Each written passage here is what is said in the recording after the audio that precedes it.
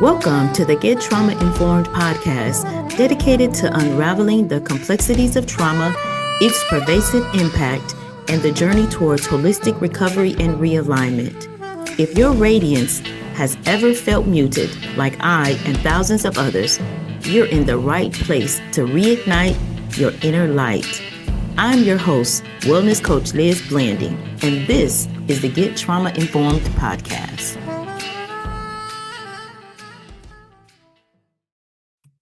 Hi, and welcome to this episode of the Get Trauma Informed podcast.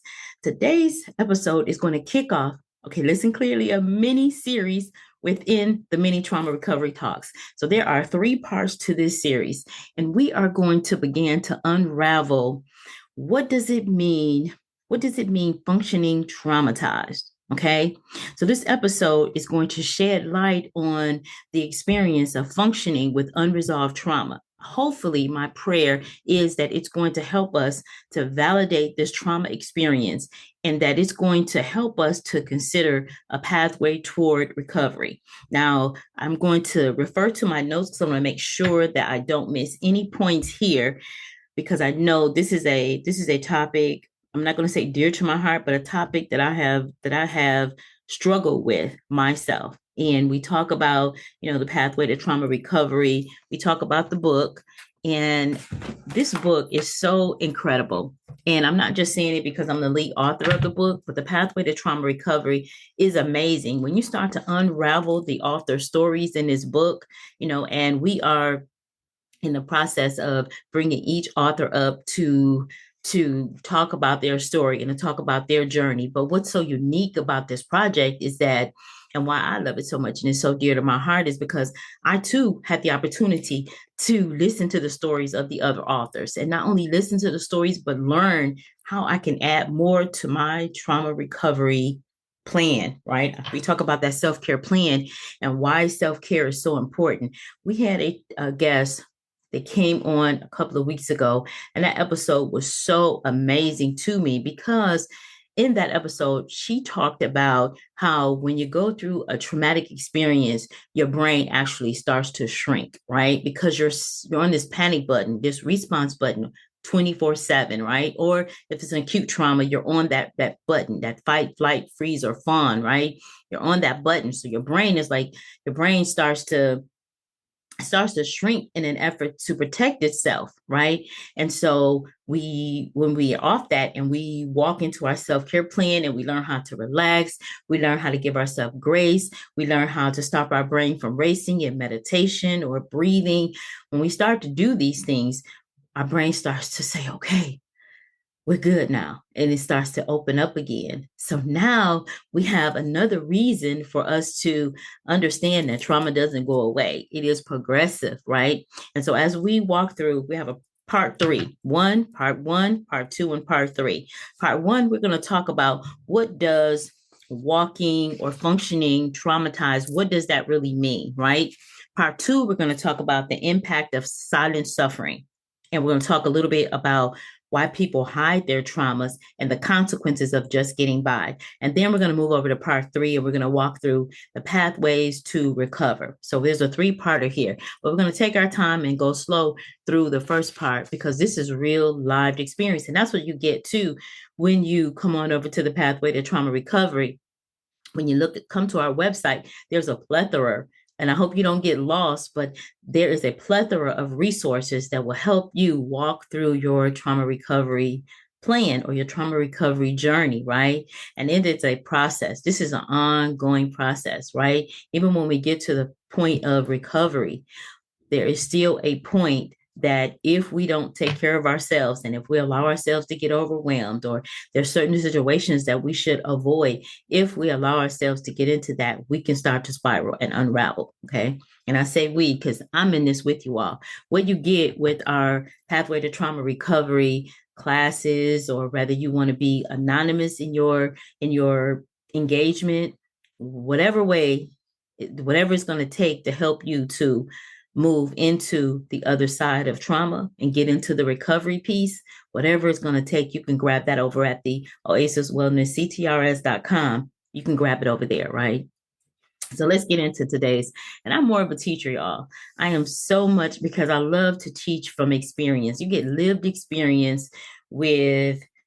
experience with professional guidance because, you know, most of our trauma recovery authors, they've gone through it. No, not most of them. Let me go back. All of them have gone through it. I was going to say, and most of them became certified, but some of them became certified in this path because they wanted more information on how do I recover and how do I make this stick. So again, I'm more of a teacher, so I'm going to refer to my notes in this because I want to make sure that we really stop and grab a pen, y'all, grab a book, a dedicated notebook that's just dedicated to your recovery plan and make it something that's it's going to be just as individual as your fingerprint. So when we talk about functioning traumatized, what does this really mean? It means living with unresolved trauma while maintaining a facade of normalcy. Okay. Let's get that in our spirit. It's a facade of normalcy because there's nothing normal about a person that has walked through trauma or became traumatized due to trauma and then say, you know, hey, I'm going to keep going. I'm going to keep going. But there's a period where we need to stop and we have to unravel that and walk into our healing. So there's a misconcept that someone is, if they're outwardly fine, that they're good. And the person that is maintaining that facade of normalcy, right? To them, this is normal now because you believe, and I say you, I'm gonna say myself as well, you believe that this is how life is. It's just hard. But even though life has its challenges, life can be so amazing and we can live fully in the present. And when you've suffered through trauma, oftentimes you're not living in the present. You're living in when I get out of this or when I feel better, but it's sort of like trying to run out of your own skin. And you can't, you're stuck in your skin. So you can't run out of your own skin, but that's what it feels like. But I'm here to tell you there is a pathway to trauma recovery. There is a way for us to walk into that better life. Let's understand again. We talked about that misconcept. We are master. As a matter of fact, I was nicknamed Smiling Faces. Why? Because I could smile through anything. I was a young girl, begged for a 10-speed bike, boys 10-speed bike. Got it, finally got that bike, went to ride on that bike and fell down. And ladies, you know what happens when you fall down and you hit that privacy bone. And oh my goodness, I passed out. When I woke up, I was on the couch and I was smiling and crying, saying, I'm okay. This is how deep trauma is. I'm okay. I'm fine, but I'm crying and I'm in pain, but I'm still smiling. That's what this whole trauma experience looks like, right? You never just step into, no, I'm not okay. And that's when the healing starts, when you first tell yourself, I'm really not okay, but there is help, right? Let's talk about let's talk about what going along to get along looks like in real life. Okay, going along to get along mentally. This is where people avoid conflict or challenges in an attempt to maintain relationships and appearances. That's really, really important to maintain our outward, what do we call it? A facade of normalcy. Because we don't want to be different or where we're creating a safe space around us. So safe space means nobody can come behind that glass wall, right? Nobody can come behind that glass wall that we've made, right? This is an attempt to maintain relationships and appearances. Okay, some examples of that behavior is overcommitting, right? Ooh, we talked about that. That means you don't want to, you just, I can do this. I can do it. I can do it. I can do it. I can do it. I can do it. I can do it. And that's what it looks like because you're only one person in 24 hours, but you commit to things that will stretch you and stretch you and stretch you until you become overwhelmed and then everything falls apart. Okay. Or you're people pleasing. And we know what that looks like. The word yes is on autopilot. We don't know how to say no, even when it's not to our benefit, our good, or and it's to our detriment. We still say yes, right? That's what people pleasing. We stay silent to avoid confrontation. That's another piece, right? The healthy part of how do you navigate this disagreement, right? And everybody walk away good. How do we do that? That's another thing that we learn in our self-care. How do we also, one of the other things is, well, we touch about how do we walk through conflict in a healthy manner, we also suppress emotions. Okay. And this is in the workplace or even in personal relationships. That's another thing, suppressing emotion, right? I'm okay, that I'm okay. And my suppressed emotions physically my body wouldn't allow me to because it had to release that pain. And I'm still saying, I'm okay, I'm okay. And number three, what are the signs and symptoms of functioning with unresolved trauma? Okay, here are some key points, and I'm giving us a lot of points today. So I hope you're taking notes because this is going to help you to put your self-care plan together. And I also wanted to emphasize oftentimes when we're walking through trauma, we stay anonymous, and this is one of the reasons why. And we're going to get into that in the other parts, in part two, actually. But we want to maintain that facade of normalcy, and so that is one of the reasons why we oftentimes don't seek help or don't come to support groups, right? We do have a support group, Pathway to Trauma Recovery Book Study and Support Group. And I tell you, with all of the people that are coming to the website every day, I know that that we all want to recover and we want the help, but oftentimes it's the anonymity that we want as well. So on our site, we have an opportunity for you to receive coaching, and you can do that anonymously, right? Whether you want one-on-one coaching or if you just want to receive the coaching via maybe, if I'm going to sort of say third party, because when you pick the membership for it says tier 3 on our website, when you pick that option, you can go in and see all of the recordings of the different sessions that we've had, and you can start to recover with that as well. So you don't have to just jump all the way in. And if ever you do want to join the group, you have that option. If you want to receive one-on-one coaching, that's also an option. And in coaching, one of the things that I found very, very, very helpful for me was I was a part of my recovery. I was fully aware, I understood, and there was no big therapist, little me, right? I have nothing against therapy. I think it has its place. I think for some people it does work. I say chocolate or vanilla. It didn't work for me, but coaching worked phenomenal for me because I really felt empowered. I felt empowered to change my outcome, right? And to change it for the better. So let's talk about the signs and symptoms of functioning with unresolved trauma. Some of the symptoms or signs and symptoms are chronic anxiety, overthinking, a pervasive sense of dread that goes unnoticed by others because we're still in that facade of normalcy.